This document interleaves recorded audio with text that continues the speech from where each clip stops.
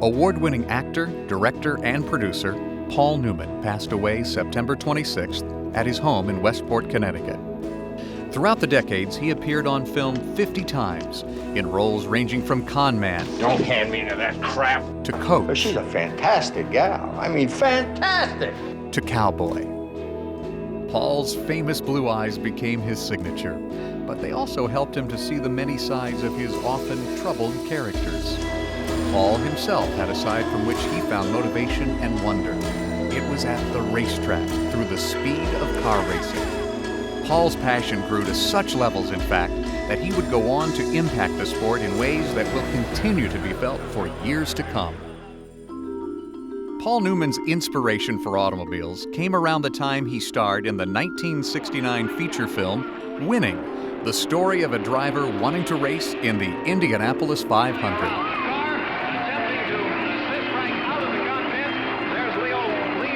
After production, his interest in racing grew so strong that he fought to clear his acting schedule from late May to October. This allowed him to start racing competitively. Paul began in 1972, climbing behind the wheel of a sport coupe. At age 51, he won his first race. Throughout the next decade, he continued to have success, driving a variety of makes and models. He also became a team owner, further fueling his competitive juices. One day, a rival named Carl Haas surprised him. Carl called me and said, how would you like to start an open-wheel racing team? I said, not a chance in hell, Carl. He said, what if Mario was driving? I said, where would you like to meet? Mario Andretti joined up with the two owner partners to start a new race team, and in 1983, Newman Haas Racing was born. The famous driver brought a wealth of experience to the rookie team, especially at tracks like the Indianapolis Motor Speedway. In only the team's sixth race, they put together enough of an effort to win their first trip to victory lane. That turned out to be the first building block in a long and successful racing empire. Mario Andretti has won. Car owner Paul Newman celebrating with a cheer for Mario. 55,000 people cheer for Andretti. Mario Andretti shatters his previous track record. Michael Andretti as he receives the congratulations of his pit crew.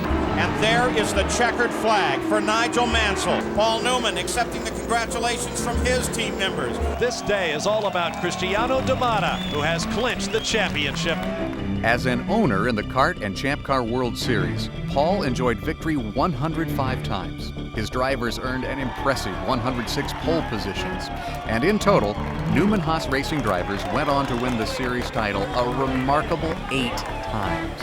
Extraordinary year. My hat's off to him.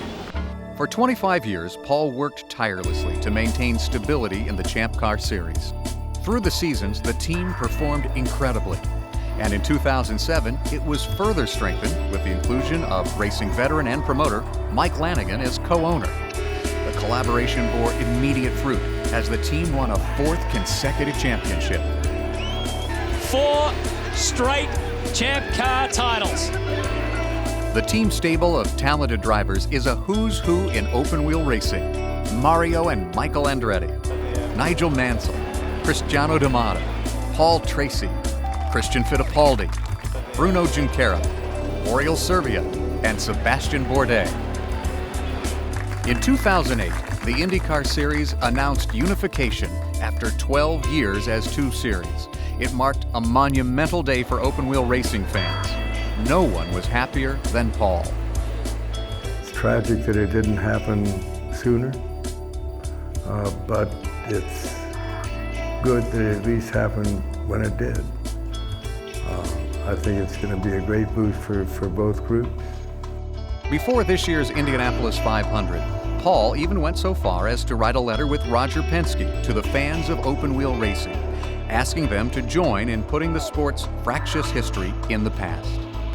When Newman Haas Lanigan Racing debuted in the IndyCar Series, it gained its footing quickly with victories by drivers Graham Rahal, 19-year-old Graham Rahal in his first IndyCar Series start will win the Honda Grand Prix of St. Pete. And Justin Wilson, bringing Paul's win total to 107. Justin Wilson wins at Belle Isle. this one means a lot, and this one's also for you, Paul. When not at the racetrack or making films, Paul spent a great deal of time on his charity work. He formed the hole-in-the-wall camps so that children with serious illnesses could have a place to come and have fun in a carefree environment. The camps, named after the hideout of his Butch Cassidy character on film, are partly financed from Paul's other philanthropic effort, Newman's Own, a foundation approaching $300 million in donations to charities since 1982. The hole-in-the-wall camps have, to date, provided more than 135,000 children with a camp experience, all free of charge. Paul combined his labors of love when his camps became the official charitable partner of the IndyCar Series and the Indianapolis Motor Speedway.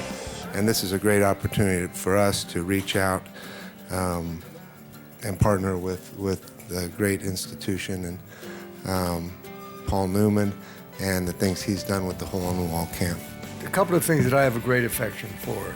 One of you all know is automobile racing.